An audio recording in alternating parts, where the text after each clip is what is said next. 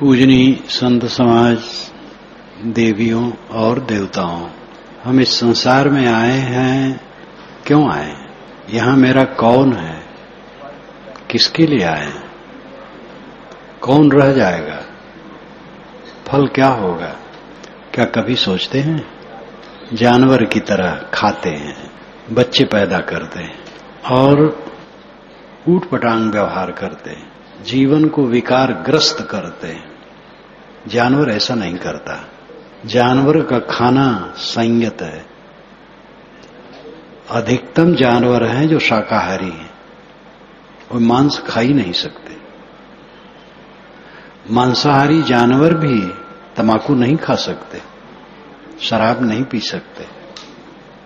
आदमी ऐसा जानवर है कि उसके लिए कहना बेकार है वो क्या क्या खाता है।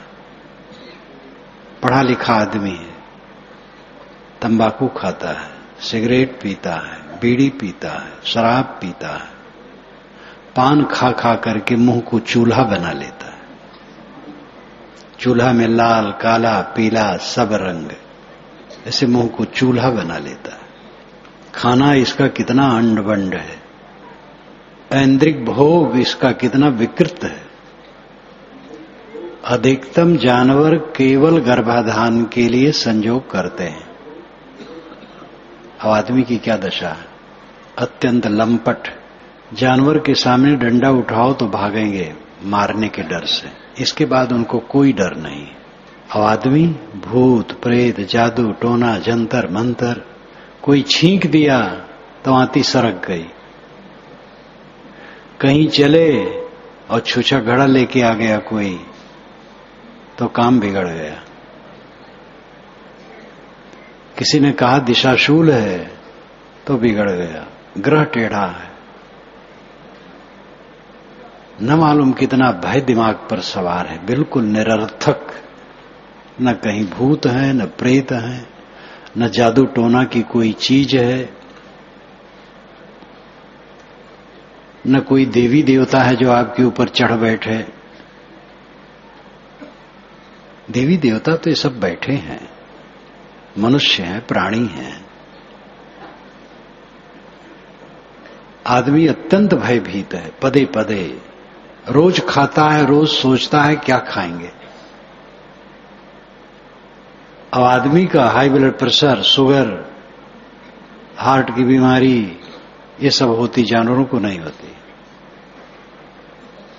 जानवरों का मजदूरों में नहीं होती है, ये सामान्य वर्ग, मध्यम वर्ग और धनियों में होती है। अन्य कारणों से ये रोग आ सकता है, कोई मानसिक विकार से ही नहीं, अन्य कारणों से भी आ जाता है। मनुष्य की अपनी कुछ मजबूरियां भी हैं, लेकिन मनुष्य पदे पदे भयभीत है। मोह जानवर में बहुत संक्षिप्त है। बैल जानता नहीं मेरा कोई बच्चा है, गाय जानती है, अपने बच्चे को पालती पोसती है दूध पिला करके। जब बड़ा हो गया तो निश्चिंत, पता नहीं बच्चा कहां है। लेकिन आदमी बच्चे के बच्चे हो गए तब भी चिंतित है। अपना बच्चा जवान ही नहीं है, बाल भी पकने लगे हैं, और बच्चे के बच्चे जवान हो गए हैं, लेकिन उसकी चिंता नहीं छूट रही। मोह माया से ग्रस्त। जानवर से भी बहुत गिरा आदमी, और अगर ये उठ जाए तो यही तो भगवान है। जीवन का फल क्यों है, क्या है, क्यों आए हैं, क्या लाभ है, क्या रहेगा? आदमी कितने हैं जो विचारते हैं, इसीलिए सब पीड़ित हैं। हमारे जीवन के दो पक्ष हैं, एक व्यवहार, एक अध्यात्म। व्यवहार प्रबल है और आदमी व्यवहार ही में जीवन बिता देता है। व्यवहार के साथ भोग विलास, उफान, शैतान बढ़ा लेता है। अध्यात्म ही तो झांकी भी नहीं झांक पाता है। लेकिन जीवन के केवल दो पहलू हैं, व्यवहार और अध्यात्म। व्यवहार है प्राणी पदार्थ परिस्थितियों का उत्तम बर्ताव। जितने मनुष्य हैं उन तीनों को, तीनों से भेंट इसका होता है, प्राणी पदार्थ परिस्थिति। जैसे यहां ये लोग बैठे हैं, सब ये प्राणी हैं, शामियाना लगा है, खंभे हैं, घड़ी है और सब कई चीजें हैं, सब ये पदार्थ हैं। और प्राणी पदार्थों की विशेष अवस्था परिस्थिति है। जैसे 2 घंटे की पूर्व यहां की परिस्थिति भिन्न थी, कल की परिस्थिति बहुत भिन्न थी। आज अधिकतम लोग चले गए, थोड़े लोग रह गए। अभी की परिस्थिति भिन्न है, कुछ मिनटों के बाद ये परिस्थिति भिन्न हो जाएगी। कल की परिस्थिति बिल्कुल भिन्न है, जो आगे कल आएगा उसकी परिस्थिति बिल्कुल भिन्न। प्राणी पदार्थ परिस्थिति, ये 3 में गुजरते हुए आदमी का जीवन बीतता है। इन तीनों से सावधानी से बर्ताव करने वाला सुख के रास्ते पर पहुंचता है। इन्हीं में सब उलझ उलझ के मरते हैं। कुछ परिवार बना लिया गया, उसी में कलह कर करके जिंदगी खत्म हो जाती है। समाज बना लिया गया, संस्था बना ली गई, पार्टी बना ली गई, कंपनी बना ली गई। कुछ लोगों से जुड़ गए, जुड़ना है निश्चित, और उसी में कलह कर करके मरते हैं। पदार्थों के लोभ क्षोभ बर्ताव में मरते हैं, कायदे से जी नहीं पाते हैं। मनुष्यों से न उलझें, पदार्थों में न उलझें, पदार्थों का विवेक पूर्वक बर्ताव करें, प्राणियों का विवेक पूर्वक बर्ताव करें। ध्यान रखें, ये रहने वाला नहीं है, किसी का नहीं रहा और किसी का नहीं रहेगा। ख्याल नहीं है, ख्याल करने के साधन भी नहीं है।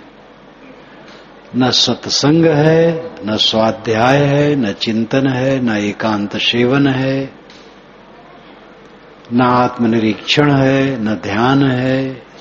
होश हवास ही नहीं है। जिंदगी कैसे बिताना चाहिए? जोश है, जवानी का जोश है, धन का जोश है, पद का जोश है, रुपए पैसे का जोश है, मान प्रतिष्ठा का जोश है, गुरुवाई महंती का जोश है। जोश सब जगह जोश है। संबंध में जोश, गर्व, घमंड। हम जिन जिन प्राणी पदार्थ परिस्थिति अवस्था गुण कर्म स्वभाव उपलब्धि से जुड़ते हैं उनकी गर्माहट आती है, और है वो थोथी, रहने वाली नहीं। वही गर्माहट इकट्ठी होती जाती है और अंदर अंदर वो काटती है। जवानी के जोश में हमें पता नहीं रहता है, अनुकूल परिस्थितियों के जोश में पता नहीं रहता है। जवान नहीं, बूढ़े ही हो गए, स्वस्थ हैं, धन दौलत है, मान पद प्रतिष्ठा है, या जितना भी जिनके है, फंसने भर का साधन झोपड़ी में भी है, महल में भी। महल में तो है ही, झोपड़ी में भी है। जो कुछ हमारे चारों तरफ है उन्हीं की अहंता और ममता, भोग की वासना, चौधराना गांठने की वासना, और फिर कलह, राग द्वेष, और उसी के संस्कारों का जखीरा चित्त में बटोर लेना, फिर उसी में जलते रहना। यही मनुष्य की कमाई है। पैसे का फल, प्राणी पदार्थों का फल, पद का फल, प्रतिष्ठा का फल, सारे संबंधों और उपलब्धियों का फल एक है, मानसिक खुराफात। जिन जिन प्राणी पदार्थों से हम जुड़ते हैं उनके संस्कार बनते हैं। संस्कार मृत भी होते हैं, जागृत भी होते हैं, उग्र होते हैं, मंद होते हैं। क्यों ऐसा होते हैं? दृष्टा की जैसी बुद्धि, जैसी समझ, जैसा बर्ताव। दृष्टा आत्मा है, आप खुद।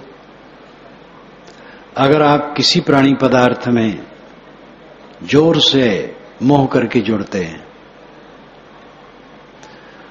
तो संस्कार उग्र बनते हैं, और मंद मंथर मोह करके जुड़ते हैं तो मंथर संस्कार बनते हैं, और हल्का करते हैं तो हल्का संस्कार बनते हैं, और केवल अनासक्ति पूर्वक व्यवहार करते तो मृत संस्कार बनते हैं। संस्कार उसके भी होते हैं लेकिन खींचते नहीं। कुछ मिला, कुछ खिंचाव नहीं। बहुत लोग मिले, बहुत लोग प्रतिष्ठा किए, बहुत लोग हाथ जोड़े, लेकिन अपने मन में कोई खिंचाव नहीं है तो संस्कार तो उसके भी बनेंगे, ख्याल आएगा, लेकिन मन में कोई उद्वेग नहीं होगा, न मिलने की कांक्षा न छूटने का भय। सम। जैसे हम चलते फिरते पेड़ पौधों को देखते हैं, मकानात को देखते हैं, तमाम प्राणी पदार्थों को देखते हैं और सहज दृष्टि उन पर रहती है, उनके संस्कार जो बनते हैं मृत रहते हैं, मृत संस्कार याद हो जाते हैं, लेकिन कोई खिंचाव नहीं, कोई बैर नहीं, कोई मोह नहीं, सहज। विवेक होने से इससे भी और उच्च संस्कार रहता है, बिल्कुल मृत संस्कार, याद तो हो जाता है लेकिन कोई खिंचाव नहीं, उसको लेकर कोई तकलीफ नहीं। बिना ज्ञान विवेक के आदमी जिन जिन से जुड़ता है उनमें राग करता है और द्वेष करता है। जहां अनुकूलता मिलती है राग करता है, जहां प्रतिकूलता मिलती है वहां द्वेष करता है, और ये मन में ये प्रक्रिया चलती रहती है। और जितनी तीव्रता राग द्वेष में होती है उतने तीव्र संस्कार मन में इकट्ठे होते हैं और वे चालते हैं, चित्त को चालते हैं। एक सज्जन थे मुकदमेबाज, शायद अभी जीवित हैं, 90 से तो कम नहीं हो गए, बहुत मुकदमेबाज। अपना मुकदमा न हो और लोगों का ले लेते थे। जिस दिन कोई मुकदमा न हो तो भी कचहरी में घूम आते थे, बिना कचहरी में गए वकीलों के पास बैठे, उनको संतोष ही नहीं होता था। बुढ़ा गए, जब असमर्थ हो गए, घर बैठ गए, एक दिन मुझसे उन्होंने कहा, महाराज मेरे मन में बहुत बेचैनी रहती है। मैंने कहा जीवन भर कमाई क्या किए हो? खुराफाती कमाई, मुकदमेबाज। कुछ लोगों को मुकदमा नहीं रहता तो उनको पचता नहीं है भोजन, इसलिए दूसरे मुकदमा ले लेते हैं। तो एक मुकदमा की बात नहीं है, काम भोग की तृष्णा सबसे गहरी है। कुछ लोग अत्यंत कामी होते हैं और तो बहुत गए बीते हैं। गृहस्थी मर्यादा के अनुसार अगर सही बात कही जाए तो केवल गर्भाधान के लिए संजोग होना चाहिए, और 1-2 बच्चे हो गए तो बहुत हैं। आजकल तो एक मानना चाहिए। जनता बहुत बढ़ गई, सरकार परेशान है, चीन में कड़ा कानून है, इसलिए एक बच्चा वहां। यहां तो अभी दर्जनों लोग पैदा करें कोई हर्ज नहीं। यहां का जनतंत्र भी ढील है, क्योंकि बरसाती मेढक की तरह राजनीतिक पार्टियां बहुत हैं, और जितनी राजनीतिक पार्टियां अधिक होंगी उतना ही देश का नुकसान होगा। तो एक संतान हो जाए बहुत है, और जिनके संतान न हो वे सौभाग्यशाली। लोग कहते हैं जो संतान जिसके नहीं तो निर्वंशी है, मुंह देखना पाप है। ये महात्मा लोग तो सब वज्र निर्वंशी है, इनको देखने आप क्यों आते हैं? और वंश वाले को देखना हो तो मुर्गी को देखो, जब अंडा देती तो रोज 1 अंडा देती है। सुकरी 12-12 बच्चे एक साथ पैदा करती, दीमक रानी हजारों अंडे। इनको देखना चाहिए। जो बच्चा पैदा ना करे और अच्छा है। कुछ लोगों के बच्चा नहीं होते तो अपने को अभागा मानते हैं।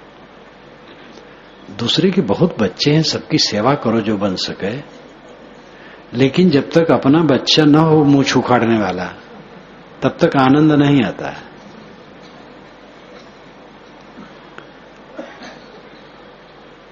केवल गर्भाधान के लिए संयोग होना चाहिए।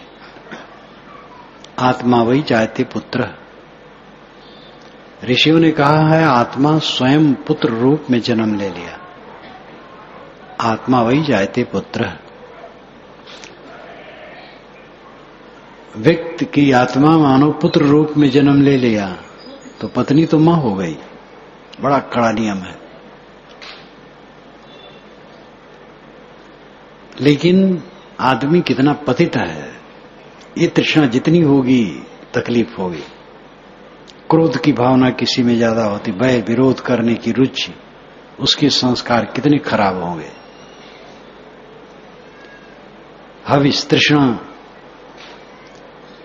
तो ये संस्कारों का जो समुच्चय मन में इकट्ठा होता है ये काटता है। आदमी होश में नहीं, ज्ञान ही नहीं, समझ ही नहीं है, बस जोश है, पद मिला है, धन मिला है, शरीर अभी मजबूत है, लोग हैं, बस वो खेल रहा है, अपने साथ पूरी शत्रुता कर रहा है, मन की खुराफात इकट्ठा कर रहा है। न ध्यान, न चिंतन, न विनम्रता, न ये बोध, ये सारा संबंध झूठ है। संबंध का अर्थ ही झूठ। झूठ दो प्रकार का हम कह सकते हैं। एक झूठ वह है जो कभी न हो, जैसे खरगोश के सींग।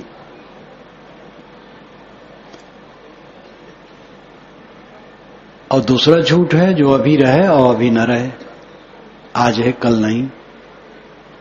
और हम जिसमें व्यामोहित होते हैं वो यही झूठ है जो आज है और कल नहीं। सारा संबंध कटता रहता है, क्षण क्षण कटता है। और इस संबंध में हम अपने आप को इतना बांध लेते हैं, इतना खुराफाती संस्कार मोह और बैर के बना लेते हैं कि चैन से रहते नहीं। और यही खुराफात हमें काटती रहती है। संभालो अपने को। सदगुरु कबीर ने कहा है एक साधे सब साधिया। एक मन को जिसने साध लिया सब सद गया। जीवन में समस्या एक है, मन। हमारे में दो मैं है, ध्यान दीजिए, दो मैं। एक परनिष्ठित शुद्ध आत्मा और एक मन। मन का मैं और आत्मा का मैं, ये दो मैं है। आत्मा का मैं जीव चेतन का मैं यथार्थ है, मन का मैं नकली है लेकिन उपयोगी है, जीवन भर उसका उपयोग है। मैं देह हूं, मैं ब्राह्मण शूद्र हूं, हिंदू मुसलमान हूं, ईसाई यहूदी हूं, साधु गृहस्थ हूं, स्त्री पुरुष हूं, ये व्यवहारिक है। और ये मन का मैं है, विद्वान हूं अविद्वान हूं, एक ही आदमी जीजा है, साला है, ससुर है, दमाद है, समधी है, शत्रु है, मित्र है, पता नहीं काका है। तो ये जो मैं है, ये मन का मैं बहुत विस्तृत है। और इसी में सारे कांटे इकट्ठे होते हैं। कांटेदार झाड़ियां इसी मैं में इकट्ठी होती हैं। और ये झाड़ियां हमारे अंदर रहती हैं और इसी में वर्तमान करना रहता है। तो इसी में नुच नुच करके रात दिन घायल रहते हैं। और ये झूठ है, थोड़े दिन के लिए है, औपाधिक है, संबंधित है, स्वतः नित्य नहीं है। इस झूठे मैं में पड़ करके हम अपने को खोते हैं। इस झूठे मैं से जागना चाहिए। ये झूठा मैं काम के लिए, व्यवहार के लिए, सारा संबंध झूठा है। अभी है फिर नहीं रहेगा, लेकिन करना है। साहब की साखी यही याद आती है कहूं तो है नहीं, नहीं कहा ना जाए, हा नाही के बीच में साहब रहा समाए। अगर कहूं है तो साहब कहते है नहीं, और नहीं कहते नहीं बनता है। ये सभा को मैं कैसे कहूं नहीं है, लेकिन है कैसे कहूं? अभी कुछ समय में उठ जाएगी, है नाही, हा नाही के बीच में साहेब रहा समाये। ज्ञानी हा नाही के बीच में रहता है क्षणिक और नाही है अनंत काल के लिए। मेरा शरीर है, कितने क्षण के लिए पता नहीं है, लेकिन ये निश्चित है कि ये कुछ समय में खो जाएगा, और जब खो जाएगा तो कितने समय के लिए? अनंत काल के लिए। है कण बराबर और नहीं है पर्वत बराबर। जो पर्वत बराबर है वो हमें दिखता नहीं है, और जो कण बराबर है वो पर्वत बराबर दिखता है रहा पूजी गई गवाएं, ये भी साहब की आदि साखी है होए रहा। मेरे धन है, परिवार है, बाल बच्चे हैं, मान प्रतिष्ठा है, मेरे क्या नहीं है। कुछ लोग तो डींग हाँकते हैं, मेरे क्या नहीं है। साहब कहते मूर्ख, है रहा पूजी गई गवाएं, आध्यात्मिक पूजी तेरी खो गई है, क्या है तेरे? ये सब झूठ है। तो संबंधित वस्तुओं में गर्माहट आती, अहंकार आता। अहंकार सारे दुखों का पिता है। हमें अकेले में बैठ करके सोचना चाहिए कि जीवन का लाभ क्या है। क्या धन बढ़ जाना लाभ है? क्या प्रतिष्ठा बढ़ जाना लाभ है? क्या पद पाना लाभ है? बाल बच्चे बहुत हो जाए, चेला चाटी बहुत हो जाए तो लाभ है? लाभ है मन दुख रहित रहे, मन दुखे ना, मन में पीड़ा ना हो, उद्वेग ना हो, अशांति ना हो, शांत चित्त में शांति बनी रहे, तृप्ति बनी रहे, अखंड आनंद बना रहे। ये लाभ है, ये आपका स्थिर लाभ है। ये जो काम करे वो समझदार, बाकी सब भोग्गा। भोग्गा का तो आप जानते हैं, बेवकूफ। चाहे वो कितना योग्य अपने को मानता हो, सब बेवकूफ है। सब अपने को दुखा रहे हैं। बड़े चतुर बनते, बड़े लायक बनते, बड़े योग्य बनते, ऐसे ऐसे लायक हैं जो आध्यात्मिक मनन चिंतन इसलिए नहीं करते हैं क्योंकि प्रगति रुक जाएगी। प्रगति कर रहे हैं, कुछ कांकर पाथर बटोर लिए हैं, और कांकर पाथर बटोरना है। दुनिया की वस्तु क्या है? कांकर पाथर है। वो कांकर पाथर काम नहीं देगा। आज चलेंगे, आगे चलेंगे, सब समय चलेंगे। सबसे जो अहम काम है वो क्या है? दुखहीन रहना। जो कभी दुखी न हो धन्य है वो, और अपने करने से होगा। मनुष्य में बल है, कभी दुखी न हो।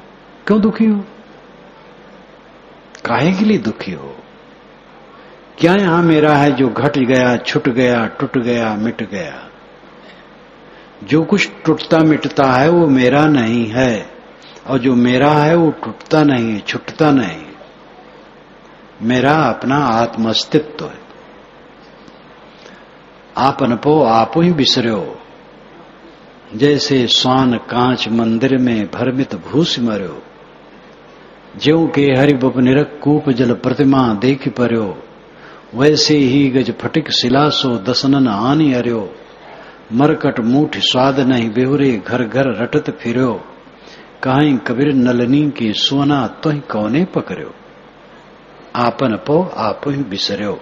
आपन पो अपनत्व, सत्व, अपना स्वरूप, अपने अस्तित्व को आप स्वयं भूल गए। ये हाड़-चाम का ढांचा मान रहे ही मैं हूं। ये हाड़-चाम का ढांचा आप नहीं है। खेत में पड़ी मिट्टी और हाड़-चाम का ढांचा दोनों बराबर है। जिस जमीन पर आप बैठे हैं वो जमीन और ये शरीर दोनों वही है। ये आपका कहां है? आप तो शुद्ध चेतन है, ज्ञान स्वरूप, जिसमें जगत प्रपंच है ही नहीं। वो आप हैं, लेकिन आपको अपने का ख्याल नहीं। आपन पो आप ही बिसर्यो, जैसे स्वान कांच मंदिर में भरमित भूस मरो। कुत्ता गया शीश महल में, चारों तरफ अपना प्रतिबिंब देखा तो समझा कि कुत्ते हैं, भूख भूख के मर गया। ज्यों के हरि बप निरक कूप जल प्रतिमा देख पर्यो। एक सिंह था, एक जल की परछाई में अपनी परछाई पड़ी तो समझा दूसरा सिंह उसको मारने के लिए कूदा और डूब के मर गया। वैसे ही गजफटिक शिला सो दसनन हानियर्यो, एक हाथी स्फटिक शिला में अपना प्रतिबिंब देख करके दूसरा हाथी समझा और उस पर सिर मार मार करके, उधर से भी लगे वो मार रहा है, मार मार करके घायल होके मर गया। वैसे ही गजफटिक शिला सो दसनन हानियर्यो, मरकट मूठ स्वाद नहीं बेहुरे, घर घर रटत फिर्यो। कलंदर बंदर को फंसाते हैं, चना बिखेर देते हैं, सुराही रख देते हैं, सुराही में भी चना डाल देते हैं। बंदर आया, बाहर का चना खाने लगा, बाहर चना थोड़े रहता है, फिर उसको झांकता, उसमें चना मुट्ठी, हाथ डाला मुट्ठी में भरा, मुट्ठी भरा तो सुराही रहती है, निकलती नहीं मुट्ठी, लेकिन चने के लोभ से मुट्ठी छोड़ता नहीं है, बस कलंदर आके उसको बांध लेता है। मरकट मूठ स्वाद नहीं बिहुरे, घर घर रटत फिरो। मरकट बंदर चने के स्वाद में फंसा न बिहुरे, छुटा नहीं, और फिर घर घर नाचता है उसके साथ, मदारी के साथ। कहां कबीर नलनी के सोना तो ही कौने पकड़ो। कितनी करुणा से साहब कहते, अय नलिका यंत्र के सुग्गा, तेरे को किसने पकड़ रखा है। नलिका यंत्र एक होता है चरखी, लाल मिर्ची ऊपर लगा दी जाती है, नीचे पानी का एक पात्र रख दिया जाता है, सुगा आता है, पावदान पर पैर रखा, वो घूम जाता है, बस वो जोर से पकड़ लेता है, चेंचे करने लगता है। ऊपर से आकाश का प्रतिबिंब पानी में पड़ता है, आकाश का तो प्रतिबिंब नहीं होता है, आकाश शून्य है। आकाश में जो नीलिमा दिखाई देती है ये गर्दा गुब्बार है, तो उसका प्रतिबिंब दिखाई देता है, समझता घोर आकाश है नीचे, वो भ्रमित हो जाता है और पंजे से खूब कस के पकड़ लेता है, फंसाने वाला पकड़ लेता है। फिर कहीं कबीर नलनी के सोना तो ही कौने पकड़ो। अय नलिका के सुग्गा, तेरे को किसने पकड़ा है, तो स्वयं लाल मिर्ची के लोभ में फंसा है। हम सब स्वयं मोहबस फंसे हैं, इस मोह को छोड़े बिना निकल नहीं सकते हैं। मोह छोड़ दे तो क्या करे, घर छोड़ दे, घर छोड़ दोगे फिर घर बनाओगे। देखो हम लोग घर छोड़ दिए तो यहां घर बनाए हैं, इसलिए जहां जहां जो घर बनाए हैं घर में रहें, छोड़े ना। घर में रह के मोह छोड़े, और जिनकी वो अवस्था आ जाएगी, वो छूट जाएगा, तो उसके लिए कुछ कहना नहीं, वो बिरले बिरले खोता है। स्वामी शंकराचार्य की केवल मां थी, पिता भी नहीं थे, गरीब घर था, और 8 वर्ष की उम्र में ही छोड़ के चल दिए। लेकिन उन्होंने करोड़ों माताओं को बोध दिया, उनका विचार आज भी काम कर रहा है। स्वामी दयानंद सरस्वती माँ बाप के अकेले, उनके पिता तो धनी थे, भाग निकले, और ऐसा भागे कभी नहीं लौटे। तो आग लगेगी जिसको, उसकी बात अलग है, उस सिखाने की बात नहीं। मेरे पास लड़के आते हैं तो मैं कहता हूं भैया घर जाओ, किसी को मैं नहीं कहता हूं घर छोड़ दो, जो आते बल्कि घर लौटाता हूं, और जिनको रंग रहता है वो रहते हैं। तो घर छोड़ना, घर न छोड़ना, ये खास बात नहीं, खास बात है जहां है वहां वह काम करे, ये पक्का समझ लो। वैराग के बिना दुख दूर नहीं होगा,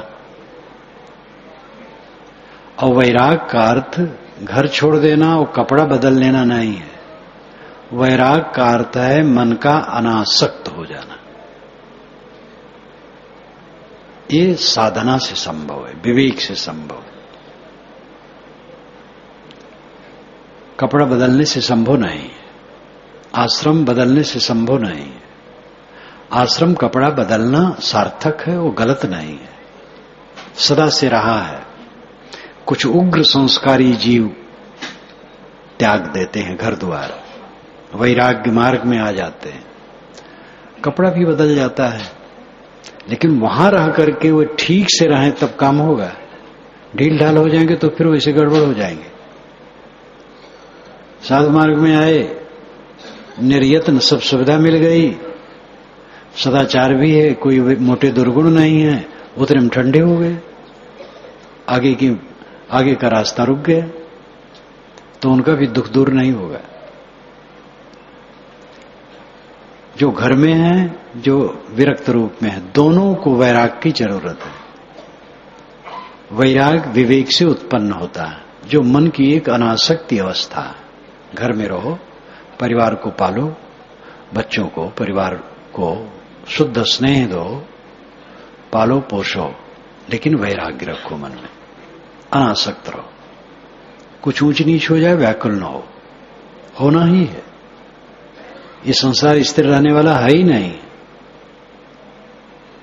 किसी भी स्थिति में विचलित न हो, ऐसे अपने मन को बनाओ। विवेक का ऐसा अभेद्य किला बना लो कि उसमें दुख प्रवेश न हो। एक रास्ता है, दूसरा रास्ता नहीं। कोई भगवान आपका उद्धार करने वाला नहीं है। सद्गुरु भी केवल रास्ता बताएगा, आपका उद्धार नहीं कर पाएगा। आपका उद्धार आपको खुद करना है। दूसरे का बल नहीं है आपका उद्धार करे। हमने स्वयं खुराफात बना करके मन में भरा है, स्वयं ही उस खुराफात को समाप्त करना है। हमने दुख बनाया है, हम दुख मिटा सकते हैं। दुख में कोई दम नहीं है, भ्रांति, अविवेक है। जिसमें हमारी चिपकाहट हो कुछ नहीं। लेकिन ये तब बोध होगा जब मरने का टाइम आएगा, तब कुछ करने लायक आदमी नहीं रहेगा। पहले ही जब ये दिमाग में झूले कि कुछ मेरा नहीं, तब अनासक्त होगा। जब कुछ मेरा नहीं है समझेगा तो काम धंधा भी छोड़ देगा, ठंडा हो जाएगा। ये भ्रम है। मैंने कल उदाहरण दिया था, परसों भी, ये तो प्राय कहता रहता हूं कि जो सारा संबंध झूठा मानते हैं वे जीवन भर समाज की सेवा करते हैं। जितने वैराग्यवान हुए हैं, सामान्य लोगों को तो कोई जानता नहीं है, प्रसिद्ध पुरुषों को लोग जानते हैं। वैराग्यवान ऐसे भी होते हैं जो कोई किताब नहीं लिखते हैं, कोई गुरु नहीं होते हैं, प्रवक्ता नहीं होते हैं, सामान्य होते हैं, लेकिन उनका वैराग शुद्ध रहता है, तो उनको लोग बहुत नहीं जानते हैं। कुछ प्रसिद्ध पुरुष होते हैं, उनको जानते हैं। उन प्रसिद्ध पुरुषों पर नजर डालो तो बैठे रहे जीवन में, सदैव समाज की सेवा में लगे रहे। किसी का नाम ले लो। संसार की नश्वरता को समझने वाला निकम्मा हो जाता है, ये बड़ी भ्रांति। संसार की नश्वरता को देखने वाला निर्लोभी, निर्मोही, निष्क्रोधी, दयालु, करुणाशील, त्यागी होता है। किसी को सताता नहीं है। जिस श्रेणी में है उस श्रेणी से वो सेवा करता है। कहीं भी रहेगा। एक धनी आदमी है, अगर धन का दान करके गरीबों या पवित्र आत्माओं या सामाजिक सेवा में लगाता है तो उतने में उसकी अनासक्ति है, तभी लगाता है। आसक्त होगा तो नहीं लगाएगा। अनासक्ति से ही सेवा होती है। वो पैसे से सेवा करता है, संत विवेक विचार से सेवा करते हैं, अन्य लोग अपने अपने ढंग से सेवा करते हैं। ऐसे भी वकील होते हैं जो कुछ लोगों का काम बिना पैसे के कर देते हैं, कुछ गरीबों को राहत दे देते हैं, कोई धार्मिक संस्था काम हुआ फ्री कर देते हैं, तो ये उनकी अनासक्ति है। कितने डॉक्टर हैं जो संतों से पैसा नहीं लेते हैं, किसी मत के संतों पैसा नहीं लेते हैं, चिकित्सा कर देते हैं, जो बन सकता दवाई भी दे देते हैं। कमाते हैं और तो है ही है। तो ये अनासक्ति है। तब ऐसे भी डॉक्टर हैं कि अपने चपरासी से भी पैसा ले लेते हैं। जो उनका चपरासी खड़ा है दिन भर, अगर वो बीमार पड़े तो उससे भी पैसा ले लेते हैं। तो आप बदहवास हैं वे। अपनी अपनी योग्यता के अनुसार सबको सेवा परायण होना चाहिए। हमारी सेवा पूरी सृष्टि कर रही है, हमें भी दूसरे की सेवा करनी चाहिए। संसार सहयोग से चलता है। एक कण को छू तो पूरा ब्रह्मांड पकड़ में आ जाता है। हवा इसमें व्याप्त है आकाश में, वही हवा हमारे नाक में आ रही है, आप में जा रही। छूत छूत कौन है? बड़ा छोट कौन है? सबके अंदर में वही हवा आ रही है, जा रही, आ रही है, जा रही। और अपने को माने बैठे हम बहुत बड़े हैं, दूसरे छोटे हैं। प्रकृति की तरफ से भेदभाव नहीं है। प्रकाश सबके लिए वही है, पानी वही है, पृथ्वी वही है। एक पाट सकल बैठारे छूत ले तधो काकू काही। साहब कहते हैं एक ही पाट पर, पृथ्वी रूपी एक ही पीढ़े पर सब बैठे हैं, किसकी छूत ले रहे हो? पूरी प्रकृति हमें दे रही है, प्राणी दे रहे हैं, पदार्थ दे रहे हैं, ये वृक्ष प्राणपद वायु दे रहे हैं, सूरज इतनी दूर से गर्मी दे रहा है, तारे चांद प्रकाश दे रहे हैं, सारी सृष्टि हमें दे रही है। इसलिए हमें भी सेवा परायण होना चाहिए। सारा संबंध नश्वर है, लेकिन शरीर जब तक है तब तक रोटी पानी कपड़े लत्ते की जरूरत है। जीवन मुक्त पुरुष को भी भोजन चाहिए, कपड़े चाहिए, सोने की जगह चाहिए। व्यवहार व्यवहार है, इसलिए निकम्मा हो जाना चाहिए ऐसा कोई ज्ञानी नहीं कहता है, और न करता है वैसा, स्वयं वैसा रहता है सेवा परायण। और कोई संत ऐसा हो केवल आत्मलीनता में रहे, बाहर न प्रवृत्त हो, वो कम नहीं करता है। उससे आपको जो प्रेरणा मिलेगी अमोघ मिलेगी। तो अनासक्त अगर आदमी हो जाए तो निरर्थक हो जाता है, ये भ्रम है। वैराग के बिना दुख दूर नहीं होगा, आंतरिक उद्वेग शांत नहीं होगा। आदमी अकेले में बैठता है, ध्यान में बैठता है, तो ध्यान में क्या आता है? जो देखा है, सुना है, भोगा है। और जिसमें ज्यादा राग है और ज्यादा द्वेष है, वो ज्यादा आएगा। अगर मोह ज्यादा है तो आएगा, और वैर ज्यादा है तो आएगा। मोह है तो उससे मिलने के लिए, और वैर है तो उसको नाश करने के लिए उसका। जो कुछ देखा सुना भोगा है उसी का ध्यान में ख्याल आएगा। इसीलिए उसमें रास्ता निकाला जाता है कि एक शुद्ध आधार में चित्त लगाओ, बाकी को छोड़ो। जब ध्यान करने बैठो तो किसी महापुरुष का चित्र अपने मन में ले लो, उसी मन को रोको और खुराफात ना आने दो। ये आंखें बंद करो तो बंद आंखों में जो दिखाई दे, अंधकार, प्रकाश, ज्योत, चिंगारी, बादल जैसा, बाल जैसा, ये जैसे भी दिखाई दे, उसी में मन को टिकाओ, वही याद करो और कुछ न याद करो।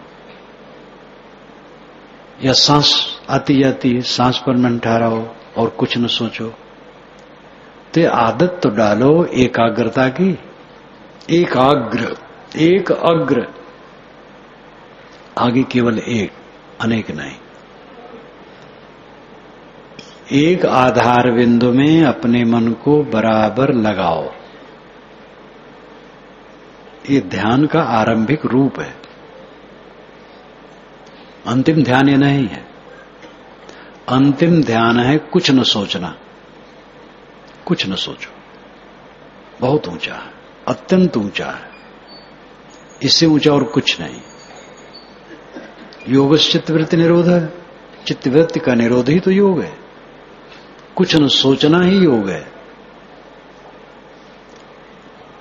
संकल्प शून्य शांत, प्रपंचोपशम शांतम शिवम अद्वैतम चतुर्थम मन्यन्ते सात्मा स विज्ञा। प्रपंच शून्य हो गया तो शिवत्व का उद्घाटन हो गया। कल्याण, प्रपंच नाम मन, मनोवृत्ति, नदी के दो तटों को जोड़ने वाला पुल होता है। जीव को जगत में जोड़ने वाला मन होता है। मन निरांत शांत हो गया, जगत का संबंध कट गया। ये कैवल्य, यही समाधि है, यही ध्यान है असली। असली ध्यान कोई आकार ग्रहण करना नहीं है। ध्यान अनेक प्रकार के होते हैं, जैसे अभी बताया, किसी महापुरुष का चित्र, या बंद आंखों में जो दिखाई दिया ज्योति इत्यादि, या सांस, या बिंदु, या शब्द, या कल्पना की गई कि कोई ईश्वर है किसी लोक में, या हमारे चारों तरफ ईश्वर व्याप्त है, किसी प्रकार की उदाहरणा, ये सब आरंभिक साधना है। ये सब मन के अंदर है, सब मन का व्यापार है। लेकिन मन से मन काटना है, कांटे से कांटे निकालना है। एक शुद्ध आधार लेकर के बाकी प्रपंच, मन के प्रपंच को शांत करना है। अभ्यास करते करते जब शक्ति बढ़ जाती है, तब साधक ऐसी अवस्था में पहुंचता है कि सारे संकल्पों को छोड़ देता है, कुछ ख्याल नहीं करता, शांत। ये अंतिम पद है, परमानंद पद, महासुख। यही जीव का अपने स्वरूप में स्थित होना है। और इस अवस्था को प्राप्त व्यक्ति जीवन में दुखी नहीं होता है।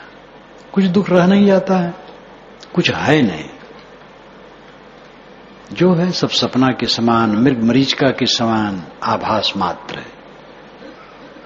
ये सब आजकल में खो जाएगा। हमारे कई मित्र का खो गया है, हमारे बाबे दादे खो गया है, रात दिन खो रहा है, रात दिन खो रहा है। जैसे जंगल में पेड़ कट कट के गिरे, तैसे संसार में आदमी गिर गिर के मर रहे हैं चारों तरफ। उसी में इस शरीर का भी नंबर है, रात दिन चल रहा है।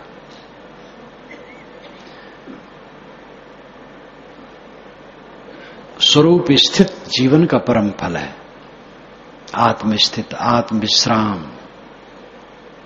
यही परमात्मा की प्राप्ति है। परमात्मा कहीं अलग कुछ नहीं जो मिलता है, आत्मा परमात्मा है। सब समय आप परमात्मा में हैं, लेकिन समझ न होने से प्रपंच में है। शुद्ध मय में रहे तो परमात्मा में है, अशुद्ध मय में रहे तो प्रपंच में है। अशुद्ध में मन है, शुद्ध में आत्मा है। आदमी हरदम मन के मय में रहता है, इसलिए हरदम वो नुचता रहता है झाल झंखाड़ में, या आग में जलता रहता है। बच्चे ने कुछ कह दिया, जल रहा है चित्त। पिता ने कुछ कह दिया, भाई ने कह दिया, पत्नी ने कह दिया, पड़ोसी ने कह दिया, चित्त जल रहा है। क्योंकि अहंकार है। अहंकार मिटा दे, क्या जलन। जिसने कह दिया अपना स्वभाव, विचार, समझ, क्या जलना है। झूठ, सब झूठ। आज से 50 वर्ष के पूर्व मेरा अपमान हुआ था, सम्मान हुआ था, कुछ है? 40 वर्ष के पूर्व, 30, 20, 10 वर्ष के पूर्व, 5 वर्ष के पूर्व, गत वर्ष में, आज सुबह उधरा है? कुछ नहीं। सब भागता चला जा रहा है, सब भागता चला जा रहा है। आदमी देख नहीं पाता है, अंधा है। क्यों अंधा है? अविद्या से। अविद्या का जबरदस्त पर्दा लगा है, उसी ने बनाया है और उसी को फाड़ना है। कोई नहीं फाड़ देगा, न कोई भगवान फाड़ देगा, और गुरु तो बेचारा क्या करेगा, उपदेश करेगा बस। अपना उसने फाड़ दिया है, अगर पूर्ण गुरु है तो। अब आप अपना फाड़ो, रास्ता दिखाएगा, कोई और फाड़ने वाला नहीं। ये तथ्य है। सस्ते नुस्खे सब चाहते हैं, तो सस्ते नुस्खे खूब बना दिए गए हैं। कल मैंने कहा था कि महाभारत और 18 पुराण, इनमें छांटने पर 40,000 श्लोक निकलेंगे जो दिमाग खराब कराऊ है। गंगा में नहाने से मोक्ष, नर्मदा का नाम लेने से मोक्ष, प्रयाग में मुंडन कराने से मोक्ष, काशी में मरने से मोक्ष, और ये संगम में डूब करके मरने से मोक्ष, एकादशी से मोक्ष। एक मियां था बूढ़ा, टट्टी कर रहा था, एक सूअर आया, तो सूअर टट्टी खाते हैं, तो उसको ढकेल दिया बूढ़े को, तो उसने कहा हराम, गाली दिया उसको और शरीर छूट गया। तो राम के दूत उसे लेने आए, और यमदूत आए लेने के लिए, क्योंकि वो कसाई काम करता था। तो यमदूत ने कहा भाई जीवन भर कसाई काम किया, हम इसको नरक में ले जाएंगे। राम के दूत ने कहा है अंतिम में हा राम कहा है। तो यमदूतों ने कहा हा राम नहीं कहा, हराम कहा है। कहे वो हो गया, राम आ गया तो बस बेड़ा पार है। राम इतना नहीं समझ पाते हैं कि हराम कहा है कि हा राम कहा है। पुराणों ने इतना बिगाड़ा है, क्या कहा जाए। ये बात नहीं, उसमें सब खराब है, अच्छी बातें भी है। हमें खुशी होती है वेद की ऋषियों से। वेद की ऋषि ऐसा नहीं कहते हैं, बहुत पुराकाल में हुए हैं, लेकिन इतनी बढ़िया बात तो कहते हैं, क्या पूछना। प्राकृतिक शक्तियों को देवी देवता मान करके प्रार्थना अवश्य करते हैं, भाव कभी है, हृदय उनका गदगद है प्रकृति से, लेकिन वे कारणकार्य व्यवस्था को मानते हैं, नियम को मानते हैं। और वेद कोई पढ़ पावे तो देखेगा वेद क्या कहते हैं। जो मेरा है चारों वेदों का सार है, 121 संदर्भों में, 700 पृष्ठों में, चारों वेदों के विषय को मैंने वहां रखा है। देखिए उस जमाने में रहते हुए उनमें कितनी उदारता है, और बहुत चमत्कारों से वो अलग हैं। और पीछे के लोग तो इतना चमत्कार गढ़ डाले कि हद हो गया। चारों वेदों में जीवीम श्रद्धा शतम श्रद्धा शतात का ध्वनन है। जीवीम श्रद्धा शतम पश्याम श्रद्धा शतम, ये तो एक जगह है। श्रद्धा शतात कहीं है, यानी 100 वर्ष से ऊपर जिए। श्रद्धा शतम 100 वर्ष जिए, श्रद्धा शतात 100 वर्ष से ऊपर जिए। 100 वर्ष से ऊपर आज भी लोग जाते हैं। और 100 वर्ष तक हम बसंत देखें, 100 वर्ष तक ये करें, ये 100 वर्ष की बात बहुत है। कहीं वैदिक ऋषि नहीं कहते हैं हम 1000 वर्ष जिए और कई 100 वर्ष जिए। और ये पुराण वाले इतने घाघ हैं कि 11 अरब बरस राज तो राजा परिवर्त करते रह गए। इस श्रीमद् भागवत में लिखा है 11 अरब बरस तक राज्य करते रह गए। गोस्वामी जी ने कहा काकभूषुंड 27 कल्प तक एक ही आश्रम पर रहे, यहां बसत मोहि सुनु खग ईशा, बीते कल्प 7 अरुबीसा। अरे खगेश गरुण जी, इस आश्रम पर रहते रहते मेरे 27 कल्प बीत गए। एक कल्प 4 अरब 32 करोड़ वर्ष का होता है, तो 1 खरब करीब 16 अरब बरस तक मैं इसी आश्रम में हूं। एक काकभूषण बाबा कहते हैं। और वाल्मीकि रामायण में काकभूषण शब्द नहीं है। काकभूषण के अस्तित्व को तो छोड़ो, शब्द ही नहीं। एक गोस्वामी जी ने अलग से घसीट करके वहां कर दिया है। तो इतनी गिरावट आई है 2-2,500 वर्षों में इधर कि क्या कहा जाए। सस्ते नुस्खे में कभी मत पड़ो। हम और आपने अपना दुख बनाया है, भगवान की माया ने बनाया, बहुत भूल जाओ एकदम। ये भी खूब हल्ला है, ईश्वर की माया सबको नचा रही, महा झूठ। हमारी माया हमें नचा रही है। माया है मोह। हमने बनाया, हम काट सकते हैं। ये आत्मविश्वास करो। कर बहिया बल आपनी छाड़ बिरानी आस, जाके आगन नदिया वह सो कसमरे पियास। साहब कहते ने अपने बाहुबल का भरोसा करो, दूसरे की आशा छोड़ दो। जिसके आंगन में नदी बहती वो प्यासा क्यों मरे? आपको उत्तम मानव शरीर मिला है, सत्संग मिला है, सदग्रंथ मिला है, स्वास्थ्य है, समय है, लग जाओ। कुछ काम देगा नहीं।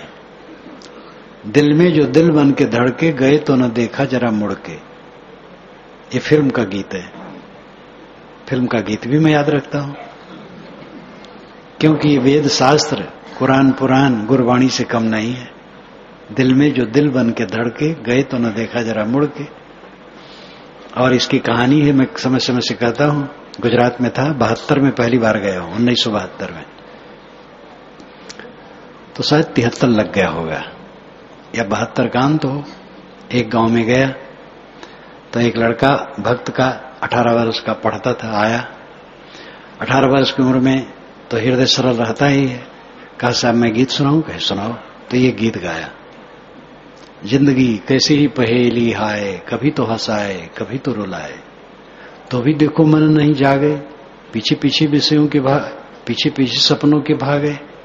एक दिन सपनों का राही चला जाए सपनों से आगे। जिन्हें सजाए यहाँ मेले, सुख दुख संग संग झेले, वही चुनकर खामोशी चला जाए कहां।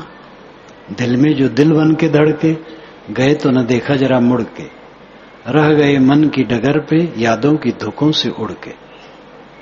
वो खूब बढ़िया गाया। 2-3 वर्षों, कई वर्षों के बाद जब गया, कई वर्षों के बाद गया, तो वो विवाहित था, प्रौढ़ था। उसके घर गया तो मैंने कहा वो गीत सुनाओ। कैसा भूल गया।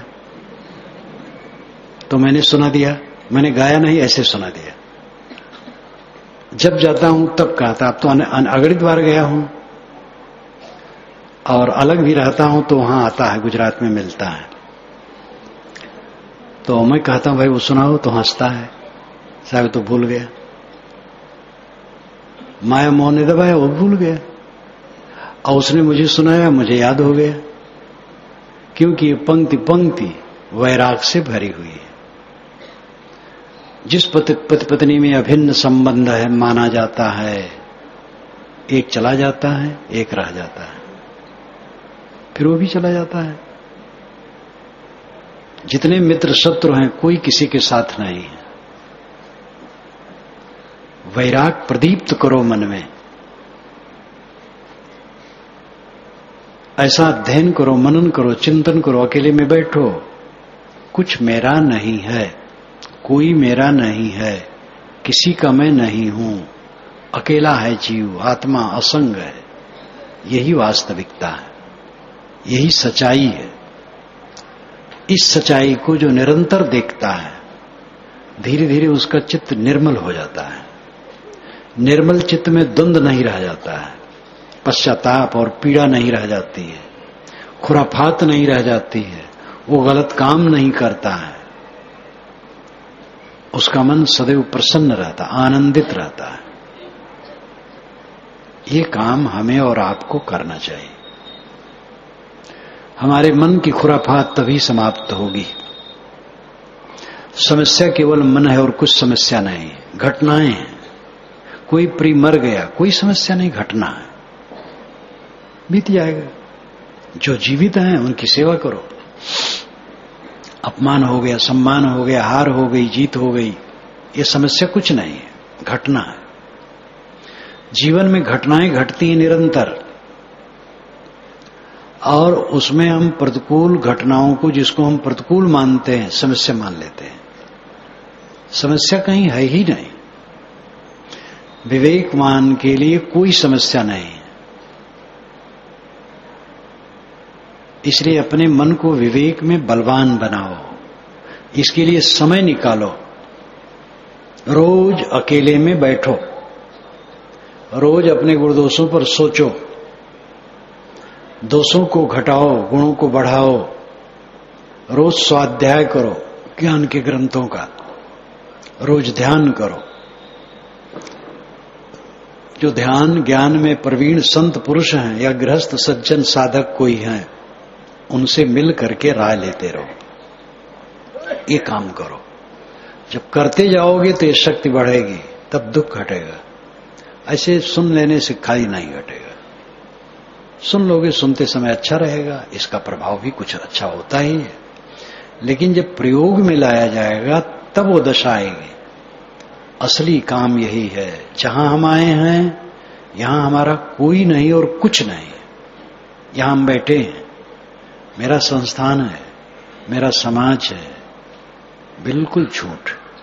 न मेरा संस्थान है, न मेरा समाज है, न मेरा शरीर है, कहने पर का। अभी मेरा शरीर यहीं छूट जाए, मेरा और मेरे संस्थान से कुछ संबंध होगा? और छूटना है, पक्का है, जवान जवान का छूटता है। और मेरा जिस शरीर से मैं बैठ करके कह रहा हूं, ये तो 8वें दशक में है, किनारे है, जाने हैं। लेकिन जो जवान है वो अहंकार न करे, उनको भी जाना है। बच्चों को जाना पड़ता है, शिशुओं को जाना पड़ता है। उस समय नहीं जाएंगे तो धीरे धीरे खिसक करके जाएंगे। जाना तो सबको है। जहां ऐसा है, अचानक उठ जाना है, अचानक पर्दा गिर जाना है और सदा के लिए भूल जाना है, वहां हम बैठे हैं। कैसी गाफिली, किसका मुंह, किसका अहंकार, किसमें चिपकाहट? पागलपन है हमारा। अहंकार करना, किसी में चिपकना, किसी को मान लेना है मेरा है, घोर अविद्या, घोर अंधकार है।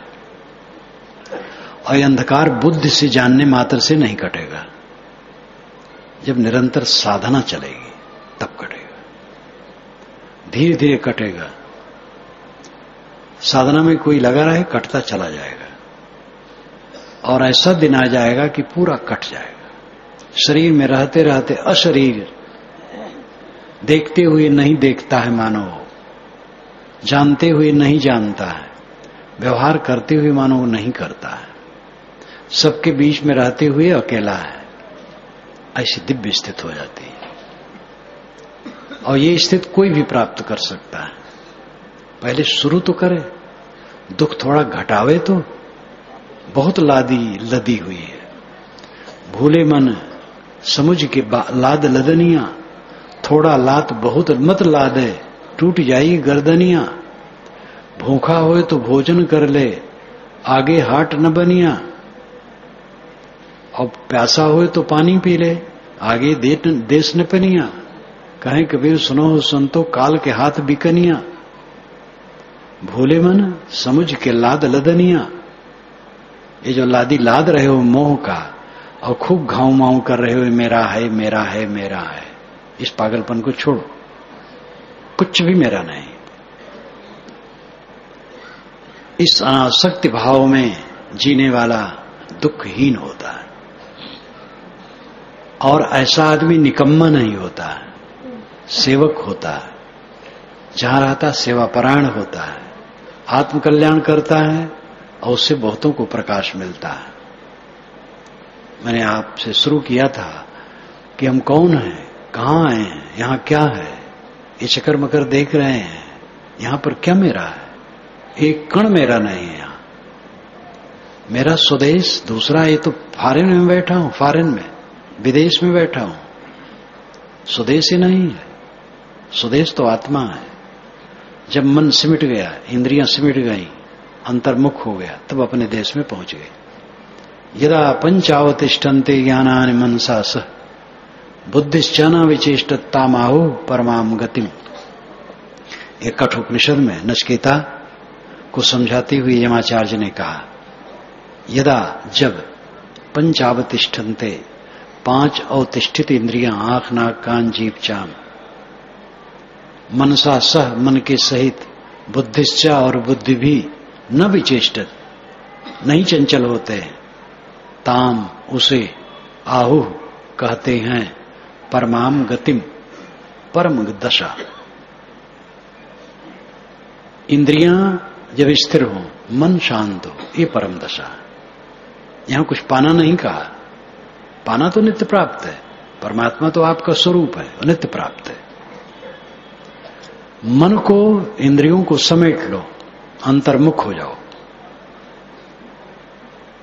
साहब यही कहते, एक साधे सब साधिया। एक मन को साध लो, सब सद गया।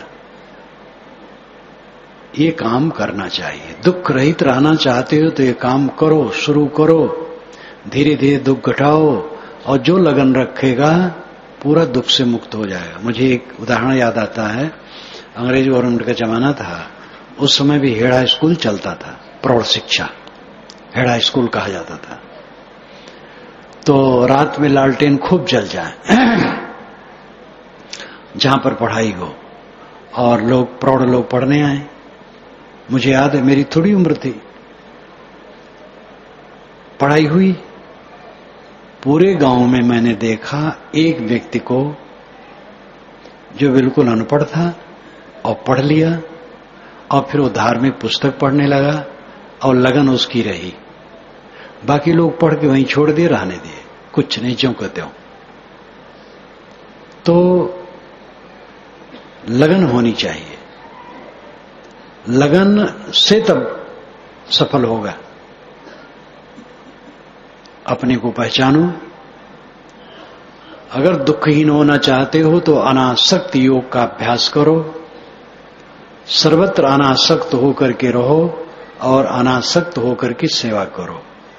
आपको बहुत बहुत धन्यवाद देते हुए मैं अपनी वाणी को विराम देता हूं। बोलिए सद्गुरुदेव की जय।